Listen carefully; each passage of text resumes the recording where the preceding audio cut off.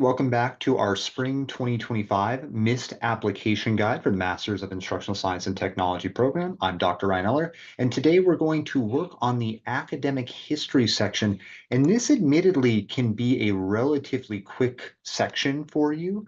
Ultimately, it's really up to you to decide how you want to do this.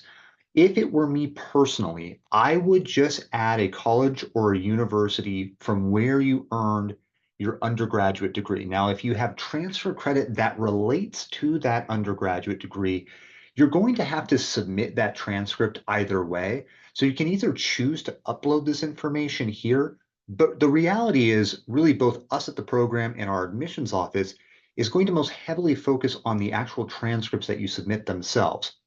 So really the most simple thing here to do is just to add a college or university where you completed your degree. So now luckily this is relatively good at searching for you. I'm just going to go ahead and search for California State University, Monterey Bay as that is where I got my degree from. But ultimately, this would be most relevant based on where you attended your college. And it can be a little finicky in terms of finding it, but generally it's relatively straightforward. Once you found your institution, you would notate that you've obtained a degree from here, and then either your degree has been awarded or in progress. It's not atypical for students to still be in progress as they're applying. That's not a problem at all, but do make sure that you have that ultimately selected because this is going to decide when ultimately you need to have your transcript submitted by. If you've already completed your degree, your transcripts are due by October 31st for the spring 2025 application cycle. If you are in progress, you're given a little extra time to get those transcripts in, and transcripts would be due by January 13th for those who are completing their degree in fall of 2024. So I'm going to select degree awarded, and then ultimately you're going to go ahead and find stuff that best matches you. In most circumstances, I recommend just picking either Bachelor's of Arts or Bachelor's of Science. It's just simpler that way. And then you can go ahead and start to fill out your information based on when you've completed your degree, what your major was. When you're selecting your major, in some cases, there's not going to be a perfect one-to-one fit. For example, my undergraduate major was human communication. There is no human communication in this drop-down list. So in my case, I would ultimately just select communications because that is the closest kind of thing that I could pick in relation to my degree type. So once again, it doesn't necessarily matter. You can fill this out as best as you can.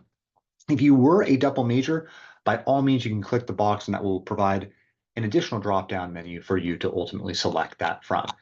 From here, you would notate kind of if you were in a semester system or not, things of that nature. And once again, it's going to give you some further information about kind of what you need to do in terms of when your first semester was, when your last semester was.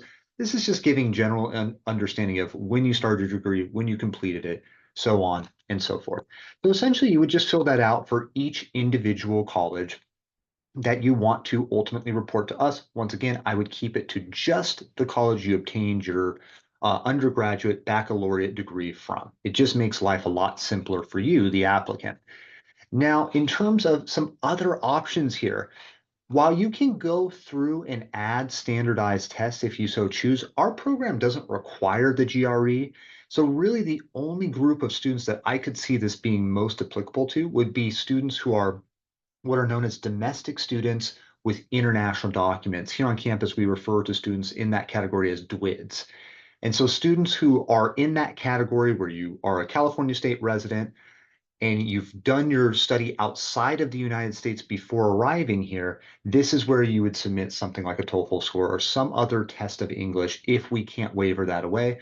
But most circumstances, I recommend you reach out to me and let's see if we can waiver that instead so you don't have to add a standardized test. And in most circumstances, you're going to click this I am not adding any standardized tests. So you get that good little green checkbox to allow you to keep moving forward. So lastly, you're going to fill out the GPA entries section. And I actually find this to be a little bit simpler. What you can do is one of two things here. You can either choose to put, I don't have a GPA to add, and that would allow you to just kind of skip this if you want to. But ultimately, realistically, you're just going to try to do the best you can here. Your transcripts, once again, are going to be kind of the preeminent document we're going to look at. That's what we're going to relate to. But you can do your best here to report, self-report your GPA as accurately as possible.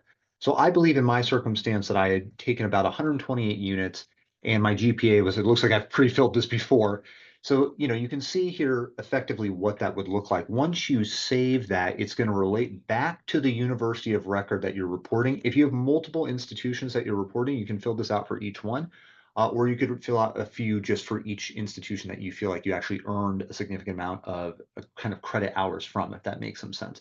It's really kind of up to you there. So you can see this section is really relatively straightforward. It's not terribly difficult to finish.